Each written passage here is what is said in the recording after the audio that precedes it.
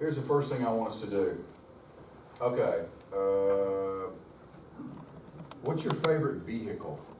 Like if you could have any vehicle in the world. Pickup. A pickup. There you That's what I go. got. There you go. A pickup. A Volkswagen. A Volkswagen. Man. Okay. That's my heart. That's your heart. As in a bug? As in a, bug. you betcha. Any particular year? No. Okay. That guy yesterday, he wanted a '65 Mustang. He was very specific. 65 Mustang. Yeah, I would too. Come on back in. A Jeep? Okay.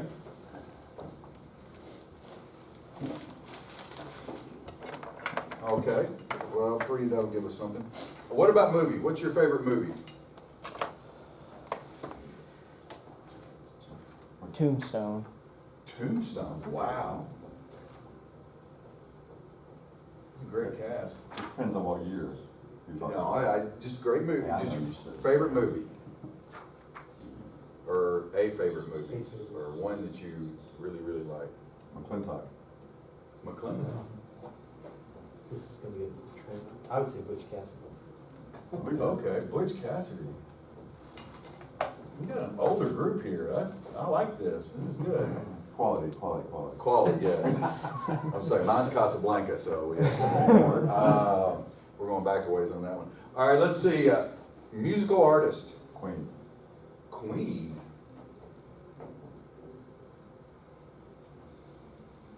Foreigner. Foreigner. All right. I think that's the way that's spelled. That's close enough. I'm a horrible speller, though. Just get used to that. I feel the Beatles. The Beatles. I'm with you on that one, though. I'm with them on that one. VW and Beatles, that makes sense. VW. Sorry. Actually, I have a shelf in my office that's got Beatles stuff on it, and it's got both kinds. It's got the Volkswagen Beetle, and it's got books about the Beatles. All right. Favorite color? Ready. Okay, we got a red. We got a Green. green, Make it blue. blue. Anybody want to go sort of off the wall, like chartreuse? Or? We'll stick with I don't even know what color that That's is. pretty. Well, see, this is, we got pickups and VWs and Jeeps, so we have basic colors. We have red, green, and blue. That kind of. Okay, now the last one. Which one is it? Blonde? Brunette? Redhead? My wife's gray-headed right now, so. Great. I should have included that in the gray. Yeah, okay. All right. I did that just to sort of lay some groundwork here. Personal choice and common sense. We all have different personal choices. We all have things that we like aesthetically. We could sit around and have a discussion for hours about which would be the best vehicle to have, a pickup or a VW. But there's a personal preference that's thrown in there. We live in a culture of personal preference. The options are there. We wear different things. We like different colors, okay? So when it comes to creating something, especially visual, that is going to help you communicate, we have to understand part of that is going to be personal preference, okay? And there are no hard and fast rules that you should never break, okay? But common sense, there are some practical guides that you can use to sort of help you as you try to appeal to people with different personal tastes, okay? I mean, look around us. We've got a Lutheran, a Methodist, a Church of Christ, Methodist, Lutheran, Baptist. You're Baptist, yeah, that's right. So, I mean, all in the same room, attending the same conference, talking about a lot of the same things. But when we go back, there are differences. There are things that personal taste that we choose to follow or to go with, okay? So the first thing about graphics is understand there is an element of art in this. And that's why it's not cut and dry. They will tell you that the optimal, if you're wanting to put words on a screen, optimally the best thing that you could do is have sort of a medium blue background with yellow letters. And if you look back and back and back, that's where it kind of started, because that was kind of the easiest thing. That was the most pleasing to people. That's what they told you, okay? But if we all did that every Sunday in everything we did communication-wise, that wouldn't work, okay?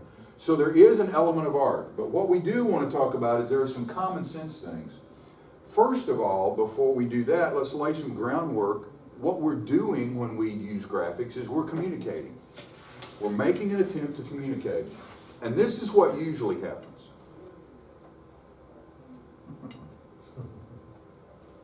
Okay? If people would just process things the way we send them out, then the communication would be fine, right? But it's not that way, okay? So, what we want to talk about first of all is communication. The process is a two-way street. Nowadays, with our texts and our emails and our Twitters and our Facebooks, we get locked into, okay, we're communicating by putting out a Twitter. Well, we're only doing part of the process, okay? Communication is a two-way street. How many of you that are married have ever been in one part of your house and your wife is talking to you from another part of the house? And then she comes in and says, why didn't you do what I asked? You didn't hear. Well, that didn't matter to her. She said it, so you should have heard it. Yes. Okay? Yeah. And if you're married, you know that Yes. the answer to that is, yes, dear, I'm sorry, I didn't hear you. I'll go take care of that. No. But the process is a two-way street. There is something that we put out there when we communicate, but there is also something that comes back. We send out information. That's part of the process. I was meeting with a staff member the other day, and we were talking about a meeting that several of them had that I wasn't there. And he said, well, I sent the text out kind of late that we were going to be meeting, so maybe, whatever. And I was going, text. And then about that time, he looked down through his phone, and he saw my text, and it said, undelivered. Well, there was no way for me to know about the meeting when I didn't get the text, okay? So communicate, we rely a lot on just sending things out that will do the trick. But if we're going to communicate effectively, we have to remember it is a two-way street. And so what we need to do is we need to observe.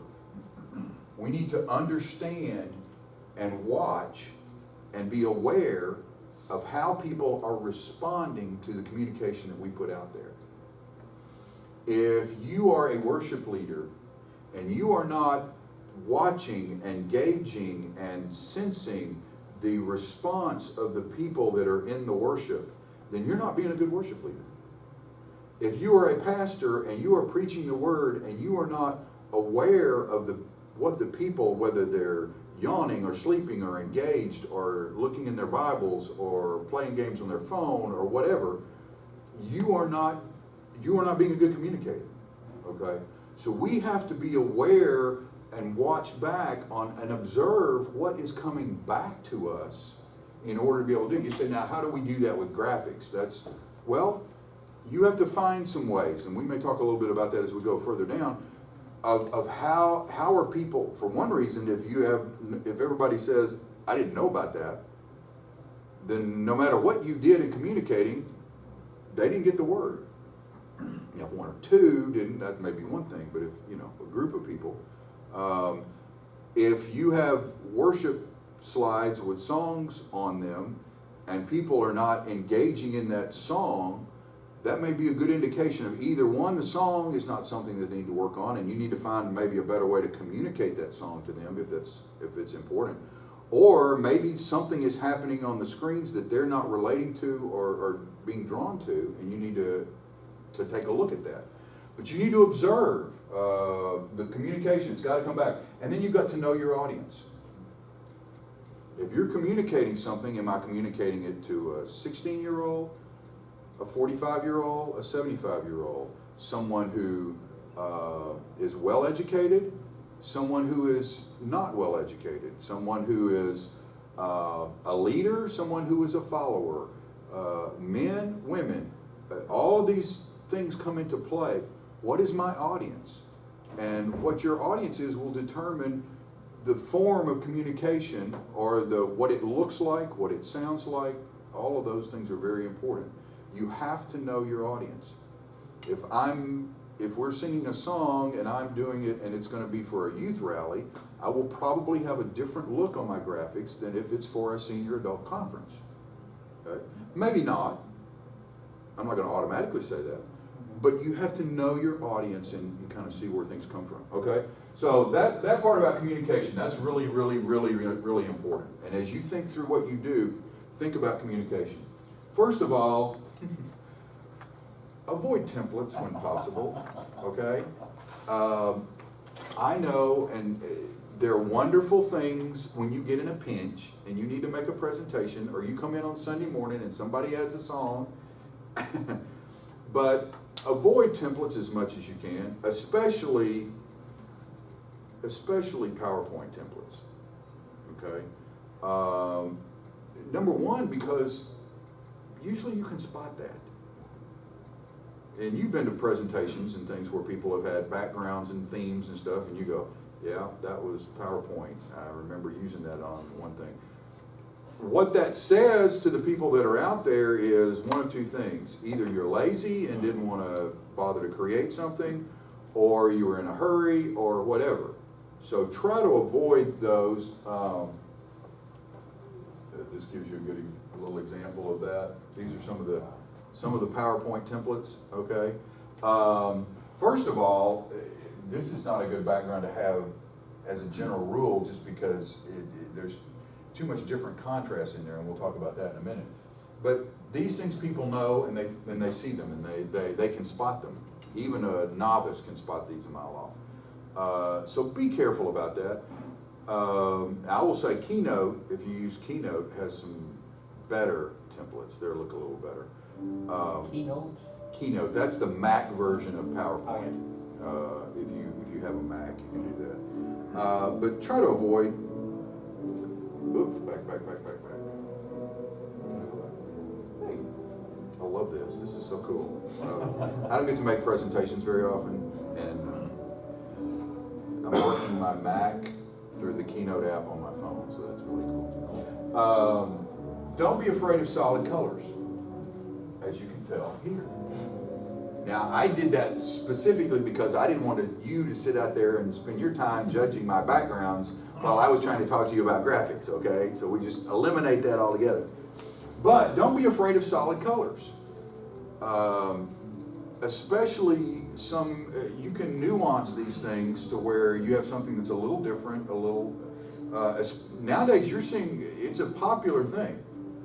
Solid colors and backgrounds are being used a lot more. We went through a period where we wanted a lot of texture on things, and now we're not so much. I mean, you can do that very easily.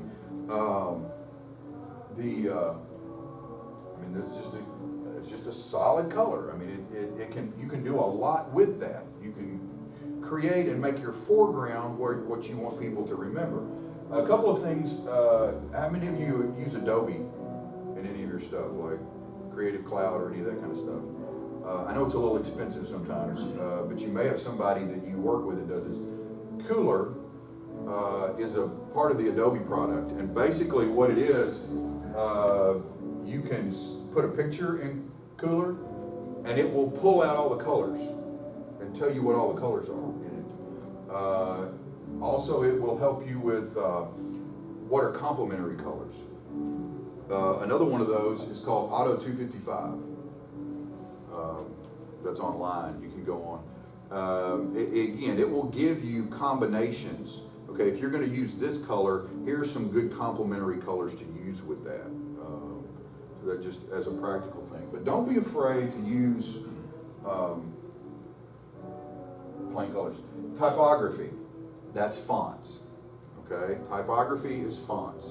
Now, fonts, to me, fonts are the things that can make or break your slide, your communication, your presentation, whatever you want to do. More times they break it than make it. Most people don't really just go, oh, that's an awesome font. But they may be very quick to say, boy, that is a terrible font. Okay, so with that in mind, experiment very carefully. Okay, and what I would say with that is, first of all, it's hard to go wrong with sans serif fonts. Okay, and you know what I mean when I say that? Sans serif? Okay. Especially in digital presentations. Slides on screens, videos, things like that. Sans serif fonts. That's what I've got here. Okay. If you're going to be printing, then you can use serif fonts are good for printing. Because when you print, these little designations here add clarity. But when you're in digital, sometimes these, because of resolution, get lost. And it becomes a little more muddy. So it's hard to go wrong with sans serif. I was talking to the guy the other day here that does a lot of the graphics for the athletics, for Baylor athletics. And he says, I use almost exclusively sans serif fonts, just because when they show up on the screen in the venue, they're very clear, very easy to read. So, and I would also say on that, when you're working with, especially song slides, consistency would be a good part of that. Find one, maybe two fonts that you would use, and stick to those pretty exclusively. And I mean, I don't mean putting two on the same slide. I mean, you know, maybe 1 week or 1 month or whatever, use one and maybe change another. But because people like that sort of consistency, and it makes it easy for them to read. Find something that's easy for them to read, and then they know, and they feel comfortable with what they're seeing. Okay. Here are 3 websites that you can use to get fonts. LostType.com, Dafont.com, and FontSquirrel.com. That can give you a pretty good range of what you need for doing most things.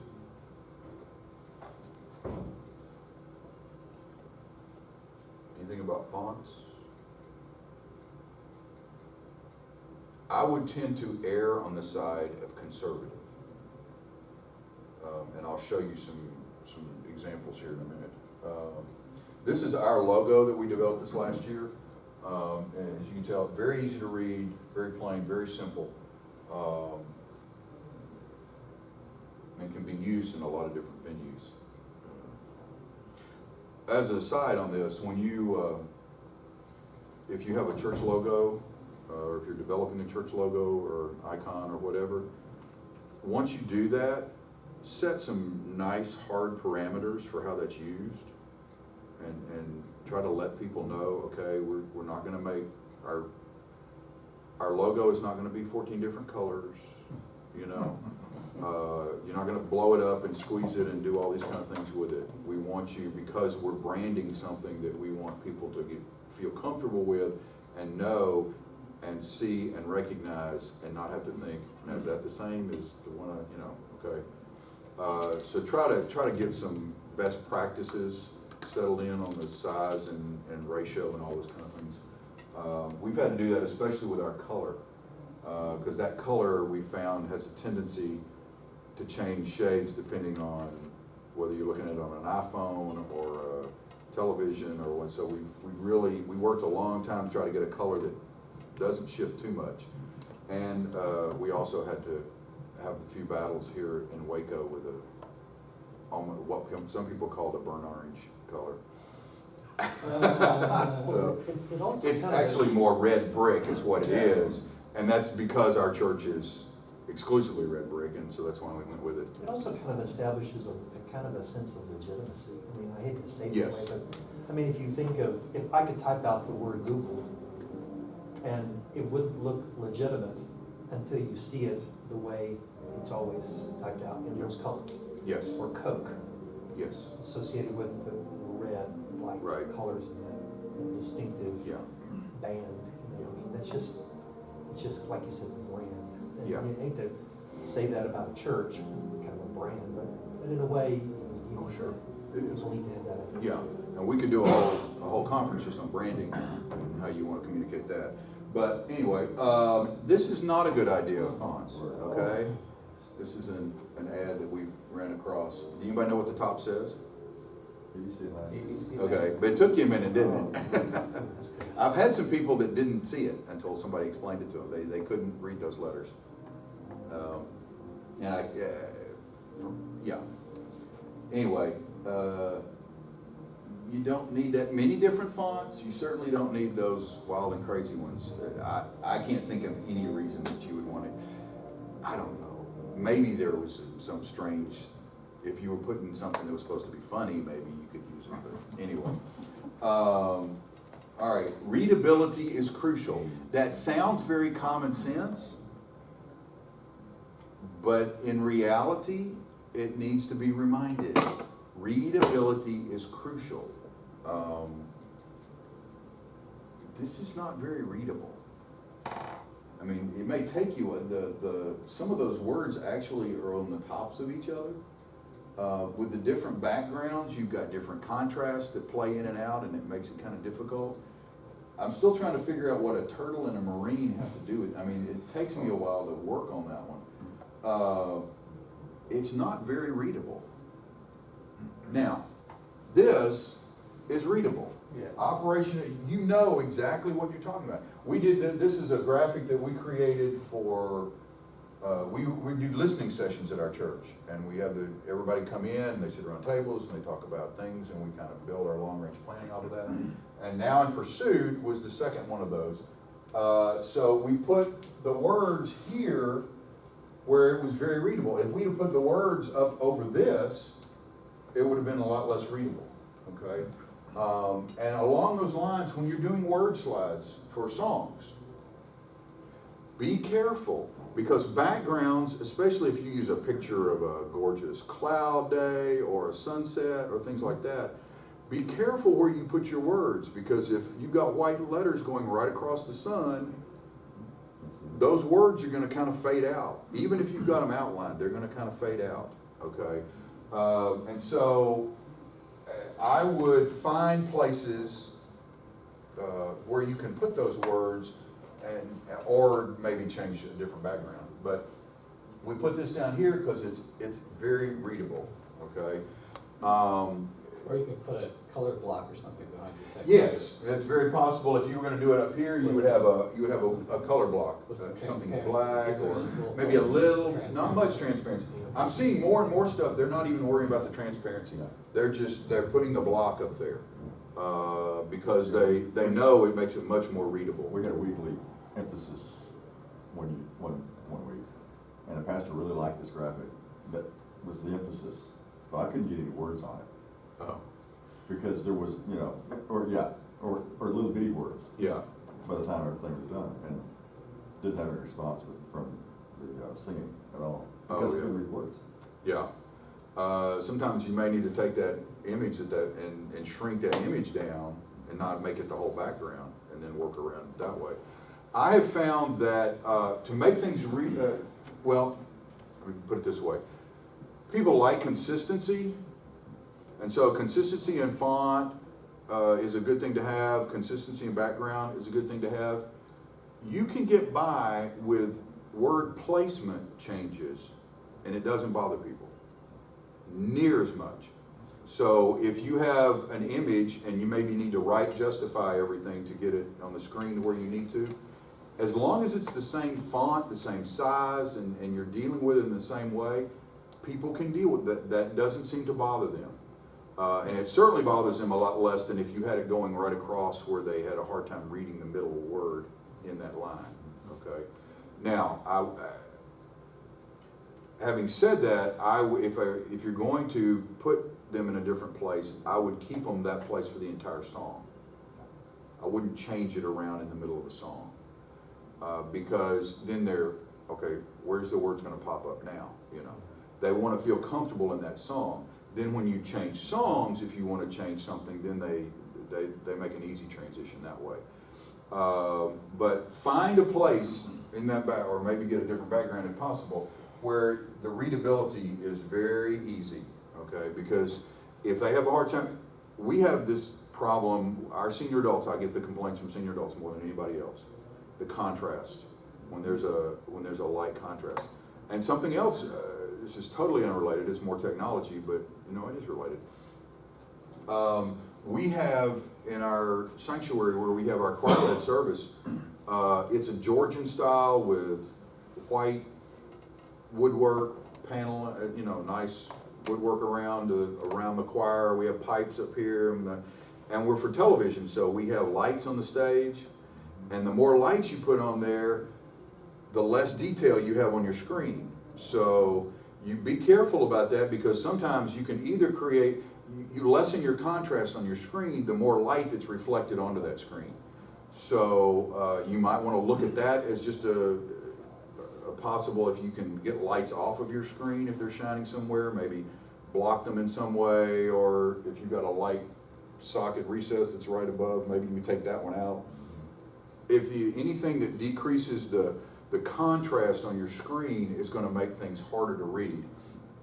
You also lose all the detail in your background. So you could have this nice, gorgeous background with all of this little marble working or whatever, and if you've got don't have enough contrast on your screen, if it's reflecting that light, you won't even see it. You won't even see it. Maybe you're going to address this later, but would you address, or would you at some point address kind of the use the difference between using all caps and caps and lowercase? You know, when you're one of the cardinal rules of emailing is that you don't type something in all caps, and you know, and I do mix it up. I do use them at times, but I use them judiciously. This right here doesn't seem, you know, the rule about you're shouting at the person you communicate with doesn't seem to apply here. But well, more and more people are going to all caps. You're seeing that a lot more in graphic, like this announcement. Okay, I don't know that we've ever used all caps in our songs. Yeah. I think we keep it more. This is more like a headline. Yeah, this is more like a headline. Billboard. Yes, Billboard. yes. If you want to do that, I think there's no problem with that. I would avoid it in things where people feel like they're reading prose or reading poetry rather than having an announcement. Because when you're reading something, their brain tends to want to read it in upper, lower, you know, in a normal prose style. So that may be a distinction you want to keep up with. If you're doing an announcement slide, I have no problems with this. I don't think people make that same connotation now. Again, that sounds like a good rule, kind of so-called rule, and that is, you know, a song you're talking to somebody, or you're saying something. Right. There's a complete thought. Here, this is just boom.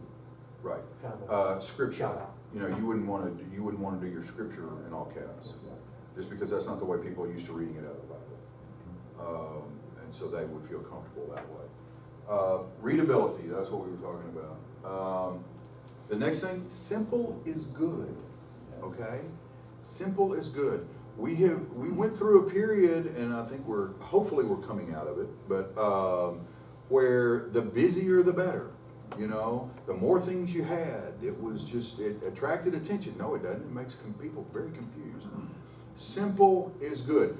Think of it this way. Let's go back to our communication talk. You're trying to communicate something, okay? You want to narrow that focus of what it is you're trying to communicate. And you want to make it very clear to them what it is you're trying to communicate. Many times that's the most simplistic way of doing it, is just finding that one thing and use that one thought, that one focus, that one idea We did, this was a sermon series, actually our pastor's in it right now, called Psalms for Worship. And this was the title slide that we used for the sermons each Sunday. It was Psalm 8 was this week.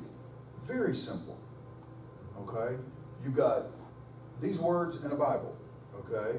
But it conveys what needs to be conveyed, okay?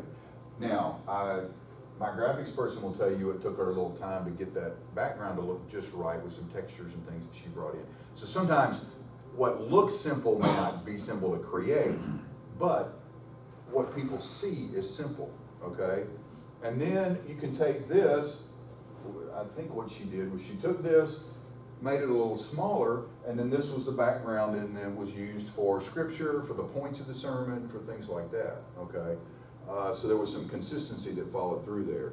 Again, that's part of that simplicity, is to be consistent. I think that's another, yeah, this, we are, in our church, we're going through some transitions right now and moving some of our services around and everything, and we're doing a thing called All at 11. All of our worship services are going to be at 11.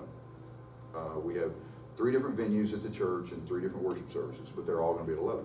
So this is what she created. Very simple. You get the idea. We didn't have to explain. We're not trying to explain all the services and where they're located and all that. It's just a simple all at 11. People get that, and after they see that for a while, then they know what that means and they know what that's talking about. So again, maybe not necessarily easy to create, but it's simple from the standpoint of communicating.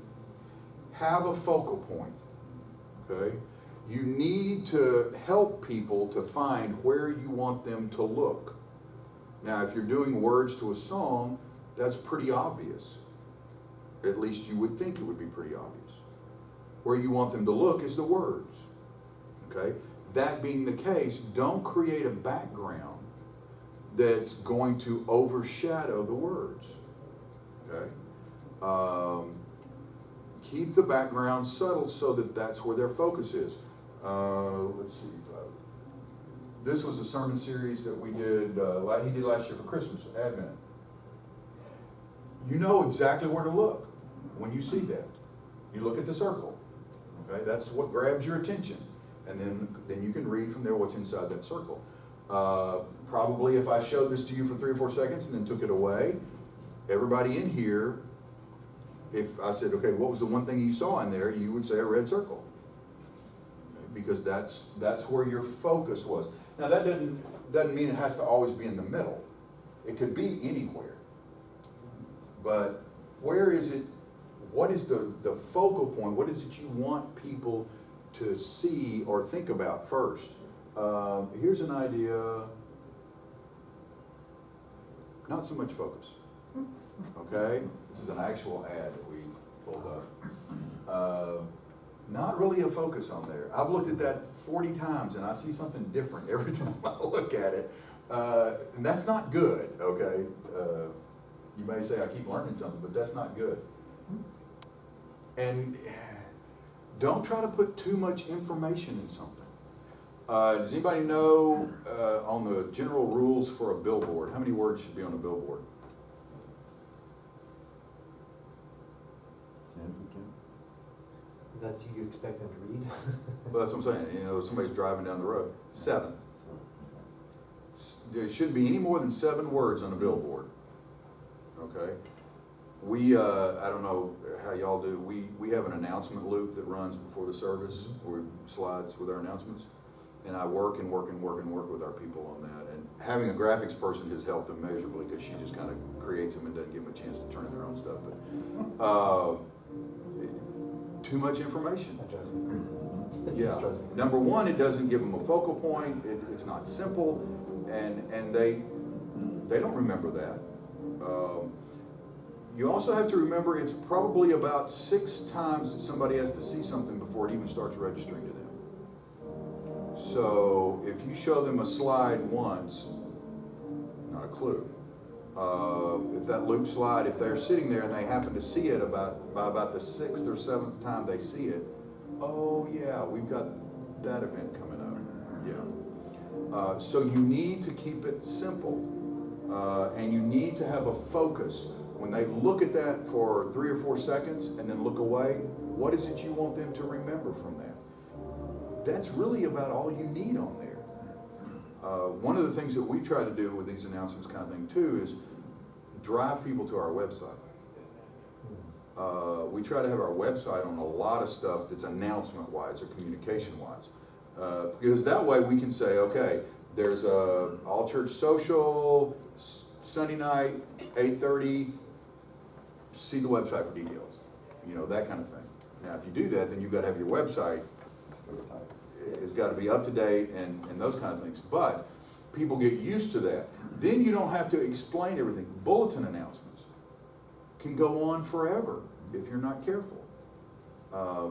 That's another place where you can say, you know, the youth are having a car wash Saturday at 8:30. For details, go to the website. You know, it's a slow process for us. We're trying to work on that. Again, first of all, you have to have a website that does that. But that gives people, because people are reading that thing in their lives anyway. I get them over and over. People get an email. They're not going to read it if it's 3 paragraphs.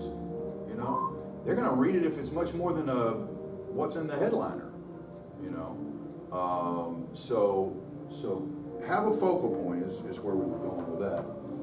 The look should enhance the message. That sounds common sense, but it's amazing sometimes how we don't do that. The look should enhance.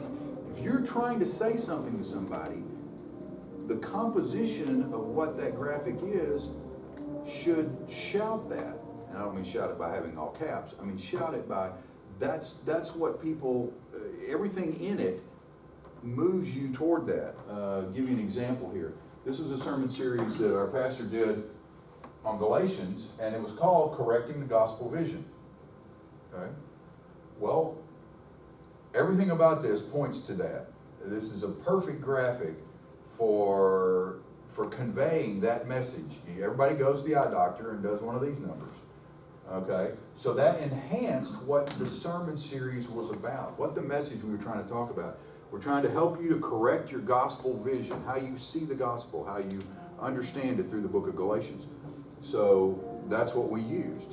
And then she would, again, we took this, shrunk it down, I don't know whether she put it this side or this side, and that was on the slides for all the sermon points in scripture and all that kind of stuff. It became very recognizable. This one, you can't even really read. This, I don't know if you can. This says, run away to romance and adventure. Now, what about this enhanced that message? It certainly wasn't this picture. First of all, if you're going to have romance, you need to see people in love. I mean, that would be something to, or a rose and a wine guy, something like that. My guess is if a guy sees this picture right here, he's going to, boy, it's good fishing. Yeah, I'm going fishing there. I'm not, forget the romance. I'm going to go there to go fishing. So what you have in your graphic should enhance the message. It shouldn't detract or pull away from the message that you're trying to make. Now, you say, well, our message is God's love and Jesus. That doesn't mean you need a cross in everything you do, okay? And there are millions of graphic backgrounds out there with crosses on them. And sometimes we use that so much that people go, okay, I know there's a cross up there, but what are they really trying to say, you know? It's like the old thing about the kid, you know, in the Sunday school class. I'm sure y'all have heard this one time, where the teacher says what's brown and furry and collects nuts and stuff like that, and the little boy says, well, it sounds like a squirrel, but since we're in Sunday school, I know the answer is supposed to be Jesus. You know, we don't want to confuse them that way. We want to, everything that you put into that slide, you want it to enhance the message that you're trying to convey. And with the songs, I mean, that's the same way. You take the message of the song and you say, what is that trying to convey? On a bigger scale of that, what we are trying to move toward, I hope nobody in my church sees this one, is generally speaking, you have a sermon with a thought and a message and a focus. And I know most ministers of music or people that are worship leaders try to do things, pick songs, pick scriptures, pick things like that, that enhance that sermon, okay? So you're doing that in the service. Well, take that next step and do that in your graphics. Try to use that as enhanced. We've, in our band-led service, our pastor has sort of developed an overall composition where he goes through, the service goes through creation, fall, redemption, and restoration. The sort of the stages of the gospel, okay? There's God's creation, and then the fall, and then redemption through Jesus Christ, and then restoration. And we have identified colors with each one of those.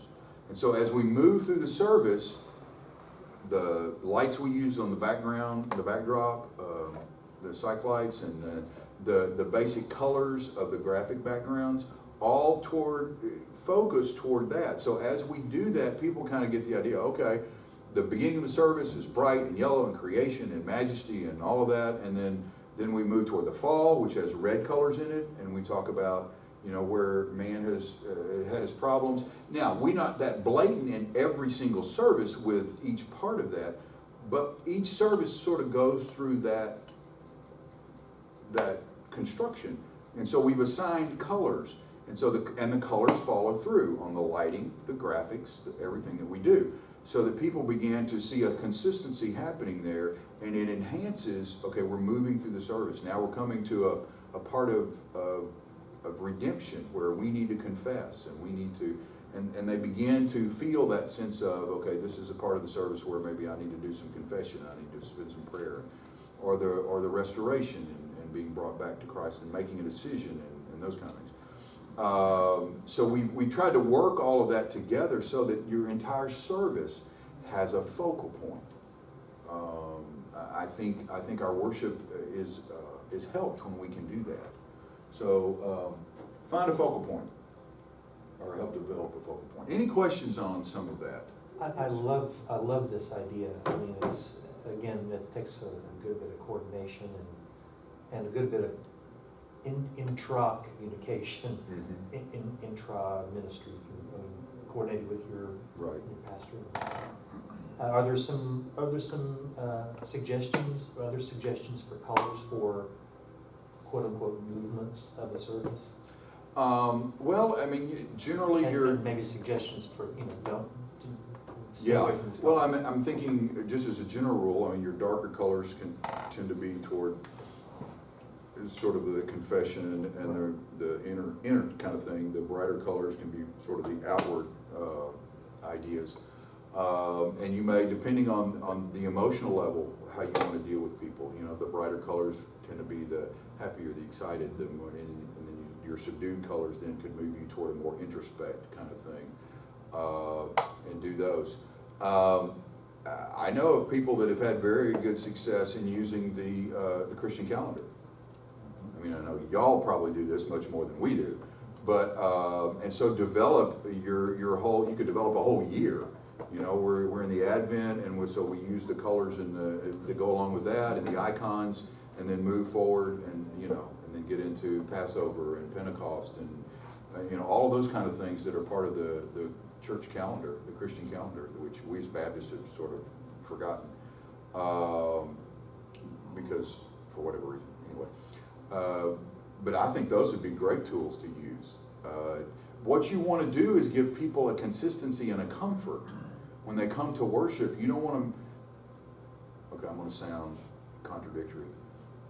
You want to have things happen that they don't expect sometimes, but you want to be careful with that, and you do want them to come understanding with a general idea of knowing what it is they're going to do and to feel and to need as they come to worship each week.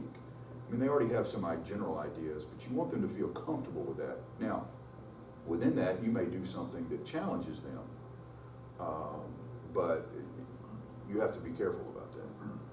Build the consistency. That's why I say for songs, I would be very selective. Pick maybe one, maybe two fonts that you would use, and stick with those, no matter what the song is. Okay, just because people feel comfortable with that. Is that sort of, yeah? Yeah. And then work with your pastor on developing some of those things. I will say, this is why I love our pastor so much. Like last week, we got his next sermon series, which starts late August, and it runs all the way through Advent to Advent. So now we know what we're going to be dealing with between now and November, end of November. We can plan through that. We can work through that, and we can do things, and then we can even go beyond, rather than just doing the minor things that we have to be done because it's a last minute thing. We can think and we can expand on some of that. This may seem like kind of a picky question, but I'm just, again, No, we're kind of behind the scenes kind of people. Is this the kind of thing that y'all just kind of introduced and let it just have a kind of a subtle impact on folks? You know, the bright colors, the dark colors, things like that, the four movements. No, we actually Or announced did it. you take the time to kind of explain that this is what you're gonna see? I want you to kind of appreciate this. We actually announced it. What we did it as part of an overall. We were sort of shifting the focus of our band-led service, and so he moved his preaching time to much earlier in the service. And what he felt like is if we do the creation in the fall, then along somewhere through there is where his sermon falls. Then music after that is sort of our response then to what we've heard, as opposed to more of a traditional service where you have all your music front end and then you have your preaching. So we were making some of those changes, and he was very upfront about it. You know, we want to give you a sense of the full gospel flow through our worship service of God's creation and then your fall and confession time and each. I mean, for a while there, we don't necessarily do it every Sunday now, but to help people with that, for a while when we went from creation to fall, it was always a reflective time.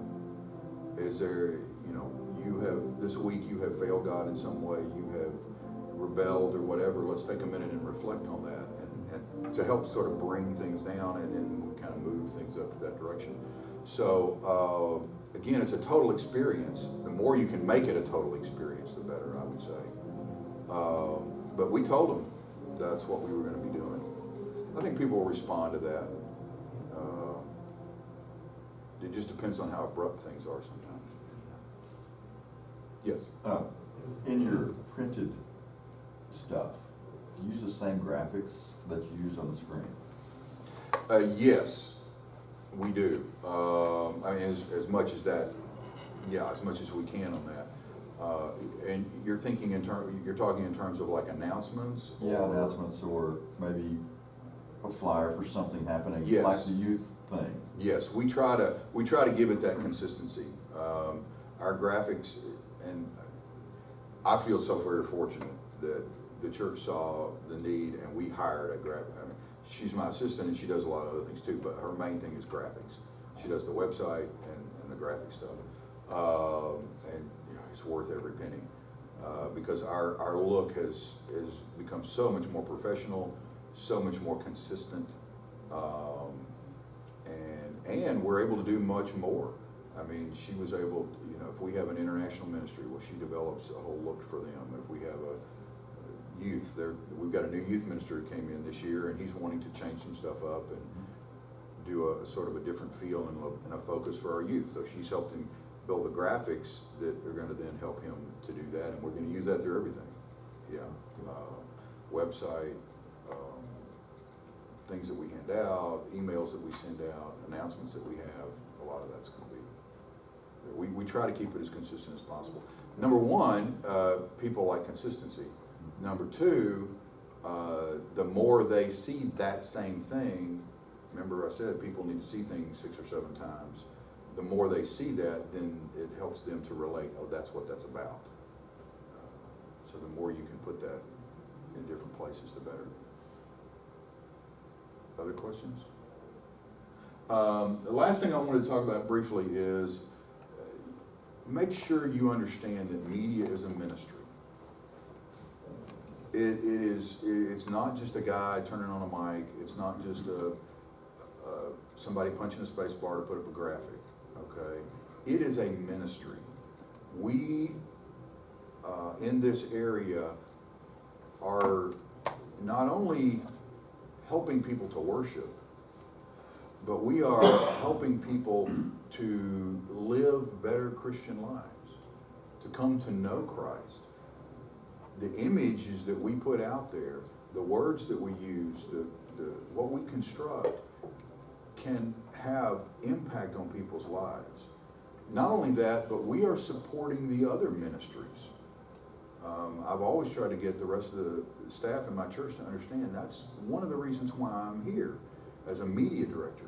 I'm here to give you the tools to help you do your ministry better. And if that's a graphic, if that's a AV card, if that's a portable sound system, if that's whatever that might be, if I can do that to help you then in turn do a better job of your ministry, that's my ministry. And so always kind of look at what you do. You are ministering. Even when you're putting songs on screens, you're ministering. Songs have powerful impact on people's lives. Words of songs, theology that we get comes many times through songs. And so you're helping people you're ministering to them through what you do. So always see that as a ministry. We have a verse that we use in our media ministry. It's 1 John 1, 3 through 4. We proclaim to you what we have seen and heard, so that you also may have fellowship with us. And our fellowship is with the Father and with His Son, Jesus Christ.